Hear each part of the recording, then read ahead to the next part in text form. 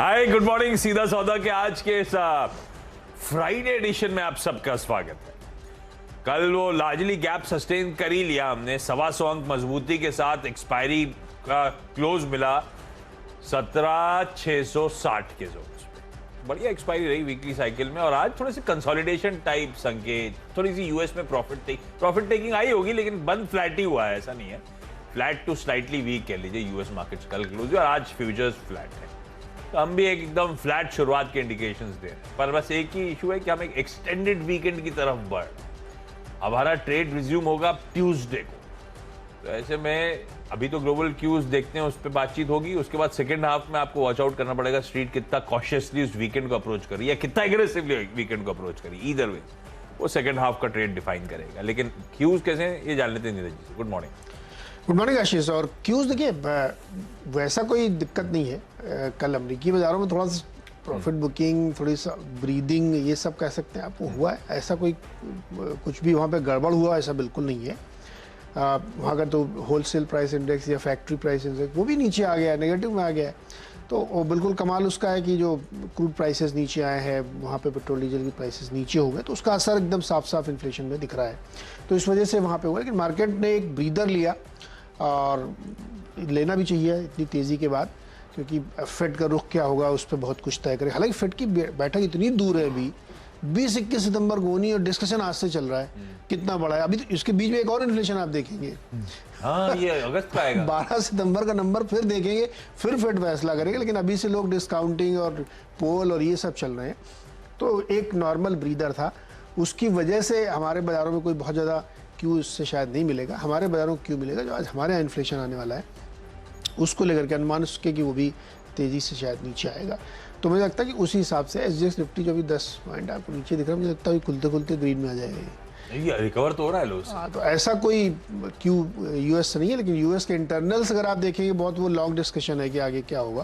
लेकिन अभी फिलहाल नहीं लगता है। हाँ, गोल्डमैन सैक्स ने एक अपनी भविष्यवाणी इन्होंने की है कि उनको लगता है, क्रूड का डिसीजन हम लोग 8 बजे करेंगे डिटेल में, कि वो कह रहे हैं कि उनको लगता है कि बाई ईयर एंड दिसंबर तक $130 का भाव फिर दिखेगा और अमेरिका में $5 पर गैलन का भाव फिर दिखेगा। तो ये जो टेम्पररी रिलीफ टाइप्स है, और वैसे क्रूड लग नहीं रहा डबल डिजिट सस्टेन होगा। कब चलेगा बात अलग है, ये अपन गलत जा रहे हैं। ये 8 बजे लंबा डिस्कशन हो जाएगा, नहीं तो हम लोग उस पर बाद में बात करेंगे। चलो क्रूड डन है। आज जरा कच्चे तेल डाक्टर साहब बड़ा फुटेज वुटेज रेडी रखिएगा, कुछ तेल वेल निकलता हुआ सब बढ़िया से बात करेंगे आज उस पर। ठीक है, ये चर्चा अलग, ये चर्चा आज की इंपैक्टिंग नहीं है, थोड़ी सी आगे की है, तो छोड़ देते हैं अभी, आगे लेकिन डिस्कशन जरूर करेंगे। चलिए, आज की टीम जो है, जो लाइनअप है, जो स्टॉक्स हमको रडार पर रखने हैं, जो स्टॉक हमें स्क्रीन पे ऐड करके रखने हैं, वो आपको हाईलाइट कर देता हूं ताकि कोई मिस ना हो। पहला जो है, अच्छा ग्रीन और रेड ऐसा कुछ डिफाइन नहीं करा था कि कितने ग्रीन कितने रेड, किस तरह का बैलेंस रखूंगा। जैसे जैसे न्यूज फ्लोज मिल रहा था, जितना से सपोर्टिव ना सपोर्टिव थे उस हिसाब से कॉल लिया। पहला है garden reach ship builders and engineers, सरकारी कंपनी, 325 प्लस के हाईस, 250 ऐसा भी नहीं कि ये बहुत बैड में फंसी हुई है। 250 से 325 की मोटा मोटी दायरा, उस दायरे की शायद मिड एंड के आसपास के थोड़ा सा लो लेवल से रिकवरी के मोड के साथ कामकाज करती हुई। इसके आए कल बाजार बंद होने के बाद नंबर्स। अब ये ध्यान रखिएगा, लेकिन नंबर्स से पहले ये स्टॉक चला है। 1 साल का चार्ट प्लीज रखिए स्क्रीन पे। पर ये अब सारी डिफेंस स्टॉक्स वैसे चले, तो अब मैं उसको जनरली कैटेगराइज नहीं करके फिर भी हाईलाइट करना चाहूंगा कि नंबर्स अच्छे आए हैं। वो नंबर्स पे जा रहा हूं मैं 1 मिनट। 1 साल का चार्ट भी खोलिएगा। कल भी दिन के हाई पॉइंट पे जाके बंद हुआ 2.5% ऊपर, और ये देखिए पिछले कुछ दिनों की चाल। ये HAL, BL, BDL सबके साथ सभी ऐसे मूव कर रहे हैं। तो डिफेंस स्टॉक्स अच्छे स्वीट स्पॉट पे है, पर रिजल्ट से पहले एक स्ट्रॉन्ग एक्यूमुलेशन हुआ है, हमें जरा वॉच आउट करना पड़ेगा। पहली चीज, नंबर्स कैसे थे, कोई कंप्लेंट नहीं। 300 करोड़ की रेवेन्यूज बढ़ के 580 करोड़, केवल 2.25 करोड़ या 2 करोड़ का EBITDA पकड़ लीजिए, वो बढ़कर 33.5 करोड़। मार्जिन्स 0.6% पहुंच गए, बढ़ के आ गए 6.25% पे। नंबर्स बढ़िया है, मुनाफा 20 का बढ़कर 50 करोड़ पे। नंबर्स स्ट्रांग हैं, पर डे के हाईस पे और पिछले कुछ सेशंस के अच्छे मूव्स ऑलरेडी हमने एंजॉय करे हुए हैं, तो जरा वॉच आउट करेंगे। लेकिन अगर डिफेंस फ्लेवर में आया तो ये स्टॉक अच्छा इन ग्रीन ट्रेड करना चाहिए। अगला स्टॉक जो है उसको रेड रखा है, वो भी नंबर रिलेटेड है, वो है ऑरोबिंदो फार्मा। पर औरबिंदो फार्मा के साथ ध्यान रखिएगा, एक चीज है कि पिटा हुआ स्टॉक है, तो बीटन डाउन स्टॉक्स आमतौर पे क्या होता है, कई बार अपमूव स्ट्रॉन्ग दिखा देते हैं कि यार एक इवेंट निकलेगा उसके बाद, तो रेड रख रहा हूं, हो सकता है घूम ना जाए। मेरे को बस एक यही इशू है, वो हमें स्क्रीन पे वॉच आउट करना पड़ेगा। भाई ये 650 पे चल रहा है, 900 वाला स्टॉक, तो वैसे ही बहुत पिटा हुआ है, सारी डिस्काउंटिंग होगी सारे कंसर्न्स को लेकर, पर ऑफ लेट थोड़ी सी हरकत आई इसलिए मैंने रेड रख दिया। रेड रखने के पीछे सबसे बड़ा इशू मार्जिन्स का कॉन्ट्रैक्शन है। 21% प्लस के मार्जिन्स घटकर 15% पे पहुंच गए।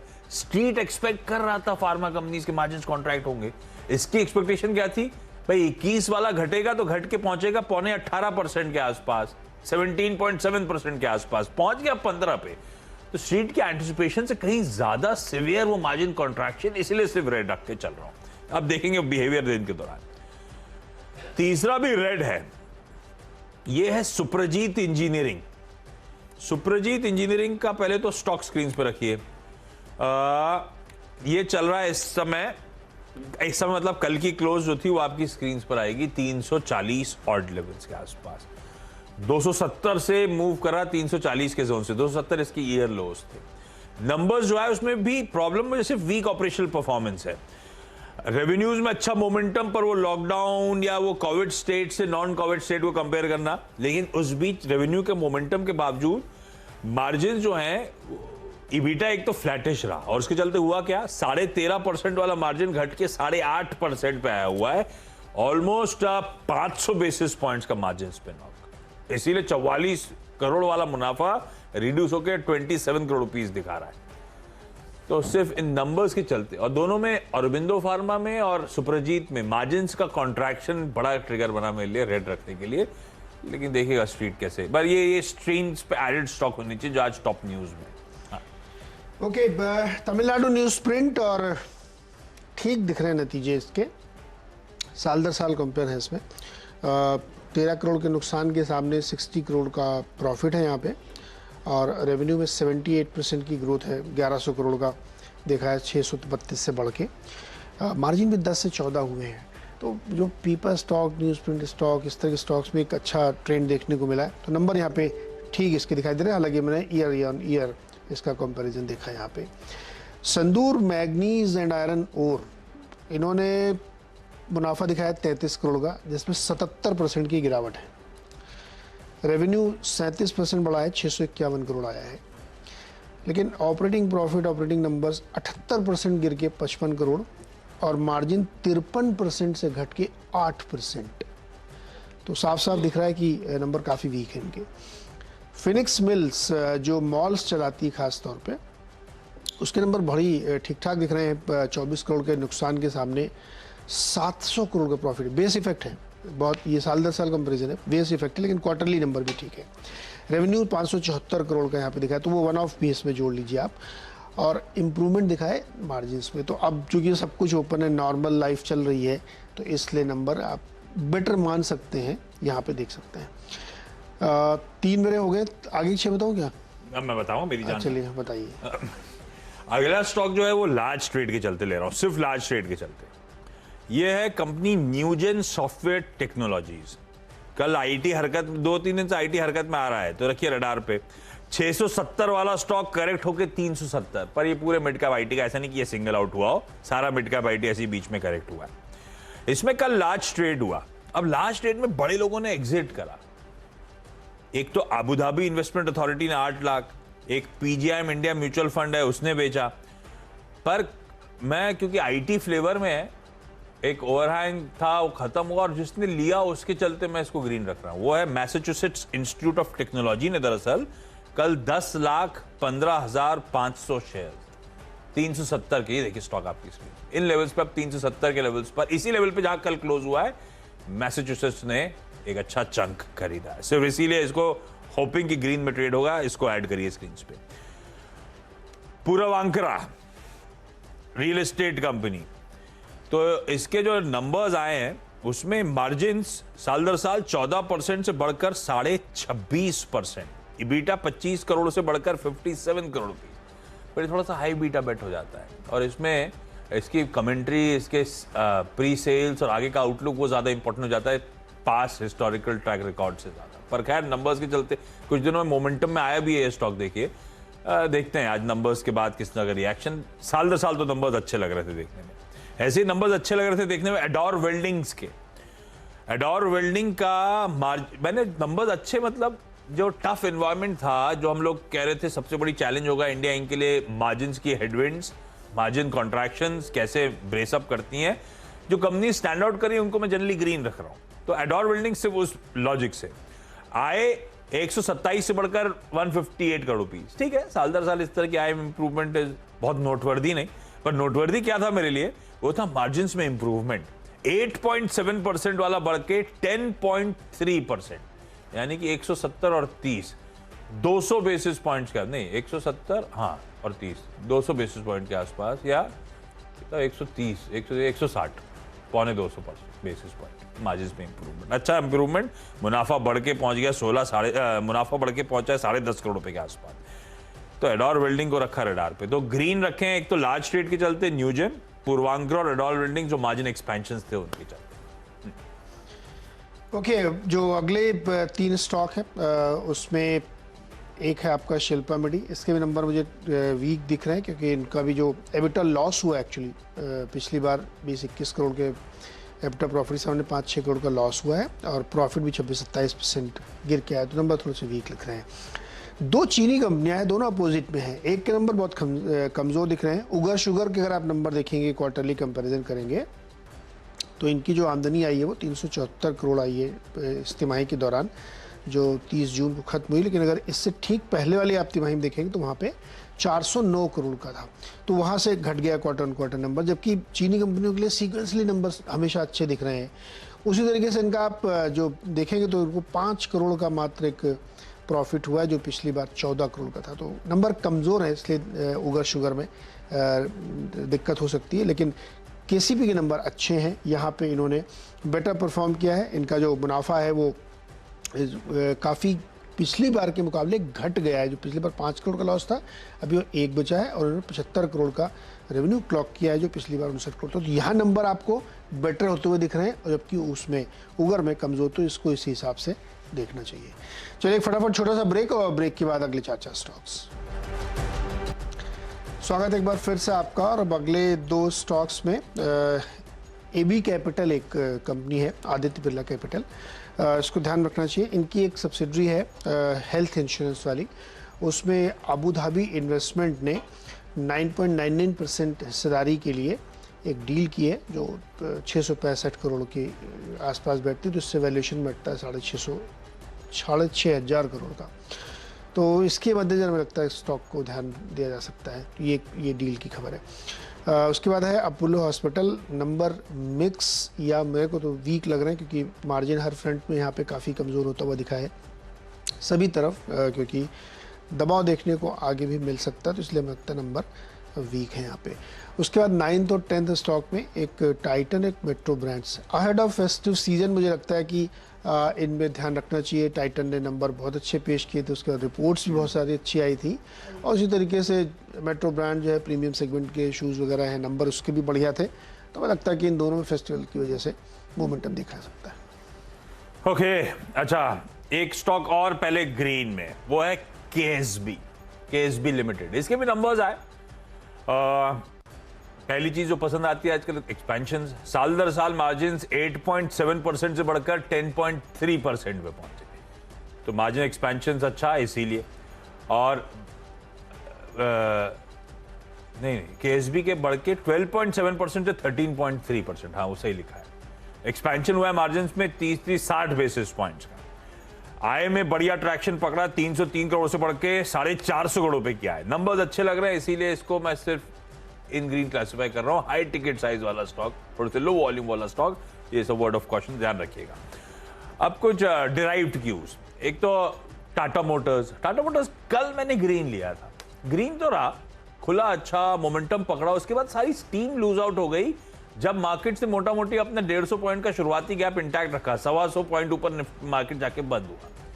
वो पहला साइन था कि ये थोड़ा सा एग्जॉशन के संकेत था। और आज क्यूज जब थोड़े से मिक्स्ड हैं, कंसोलिडेशन की तरफ मूव कर रहे हैं, अब लग रहा है शायद टाटा मोटर्स शायद कुछ वीकनेस की तरफ ना चला जाए।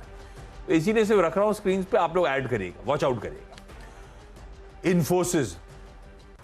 इन्फोसिस को भी रेड क्लासिफाई करो। बढ़िया मूव्स हमने आईटी में एंजॉय करे हैं, और वो प्योरली सिर्फ सिग्नल मिला था मुझे नैस्डैक से।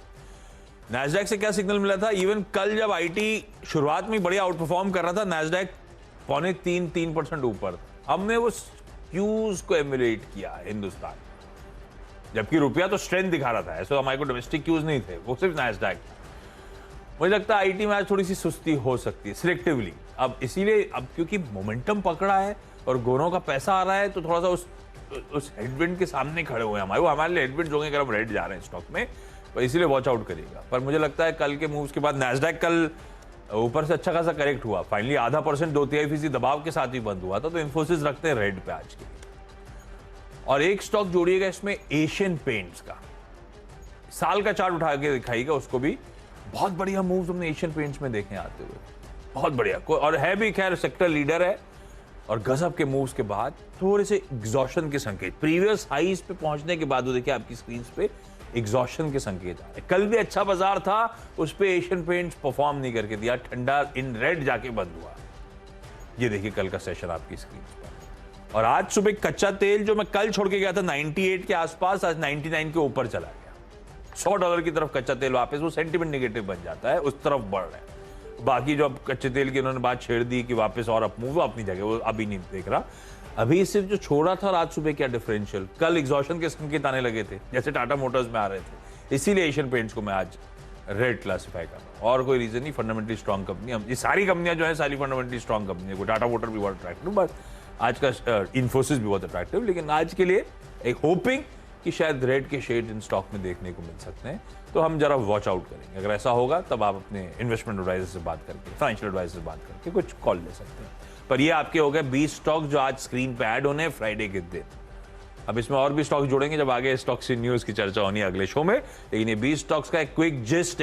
चलिए भाई, मेरी 10 की सीधा सौदा की टीम आप लोगों की स्क्रीन पर आएगी। मिला जुला रुझान रखा है टीम में, और अलग अलग रीजंस के साथ, वो रीजंस भी क्विकली आपकी स्क्रीन पर आ जाएंगे। गार्डन रीच अच्छे नंबर्स, और बिंदु और सुप्रजीत को रखा है रेड, मार्जिन कॉन्ट्रैक्शन के चलते। न्यूजन में लार्ज ट्रेड हुआ, जिसमें कल मैसाचुसेट्स इंस्टीट्यूट टेक्नोलॉजी ने चंग खरीदा, उसके पूर्वांकरा, अदौर वेल्डिंग, केएसबी, अच्छे decent Q1 performances, largely margin expansions highlight. खराब या सुस्त ग्लोबल क्यूज के चलते टाटा मोटर्स, इन्फोसिस शायद आज रेड में। कल टाटा मोटर्स जैसा स्टॉक ठंडा पड़ रहा था, इवन एशियन पेंट्स ठंडा पड़ रहा था, और आज कच्चा तेल जहां छोड़ा था कल और आज के बीच में, अब हम 100 की तरफ बढ़ रहे हैं। कल से आज के बीच में $1 प्लस का उछाल देखने को मिल रहा है, तो इसी सिर्फ एशियन पेंट्स को रेड रखा। चलिए टीम में नजर डाली, और कई सारे नतीजे आए, उसी के आधार पर उनको चुना है। TN न्यूज प्रिंट के नंबर ठीक दिख रहे हैं यहाँ पे, लेकिन संदूर में एग्नीस, शिल्पा, उगर, इनके नंबर वीक है। अपोलो में भी दिक्कत है, मार्जिन प्रेशर है। अच्छा यहाँ पे हैं फिनिक्स के नंबर, कि लो बेस पे कंपैरिजन है, लेकिन ठीक ठाक नंबर दिख रहे हैं। KCB के नंबर भी अच्छे हैं। AB कैपिटल में एक डील है कि उनकी हेल्थ इंश्योरेंस आर्म में अबू धाबी इन्वेस्टमेंट जो है वो 10% स्टेक ले रहा है, तो उसकी वजह से मुझे लगता है ध्यान देना चाहिए। टाइटन और मेट्रो ब्रांड इसलिए क्योंकि फेस्टिविटी चल रही है और दोनों कंपनियों के रिजल्ट्स बहुत ही बेहतरीन आए थे, और उसके बाद ब्रोकरेज रिपोर्ट्स भी काफ़ी पॉजिटिव हैं, तो यहाँ पे ध्यान दिया जा सकता है।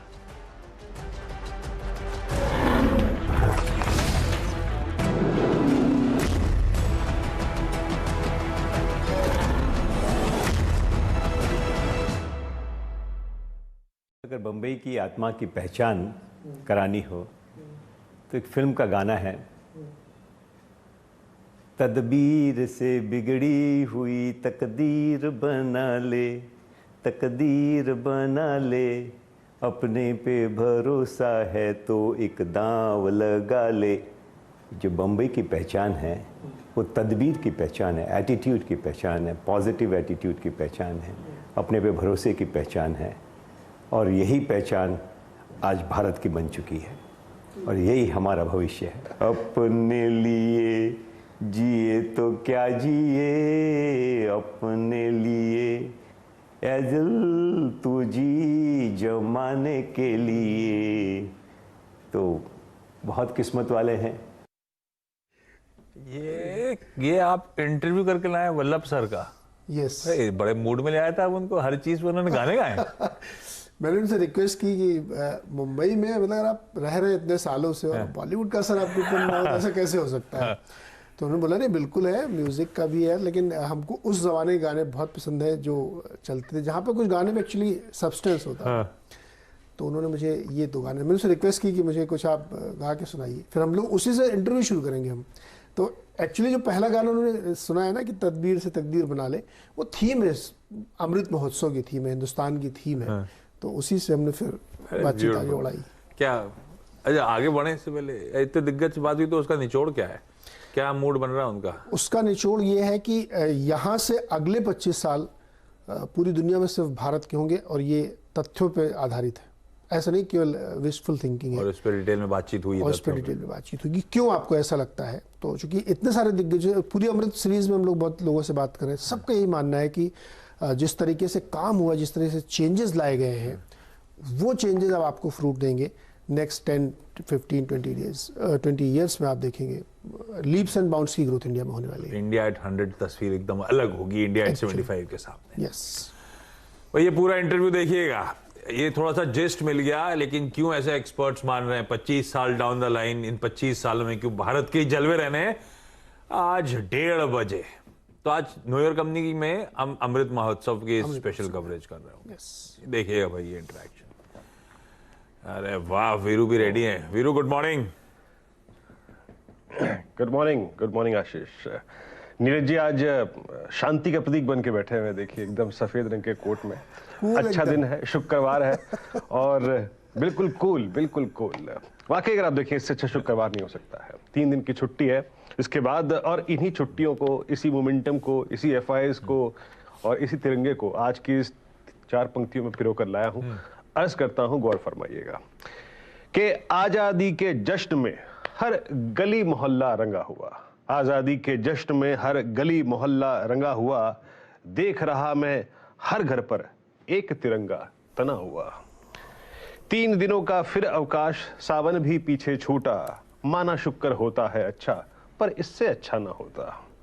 जब फूफा पेटी में भर के ऐसे पैसा लाएं, राह पकड़ तेजी की चले निफ्टी, नहीं तो और कहां फिर जाए,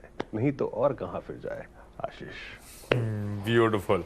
और एक्चुअली पता है अब सोसाइटी में जब आप एंटर करो शाम को, तो आप देखते हो किसी सारी खिड़कियों पे एक्चुअली बालकनीज पे तिरंगे लग गए।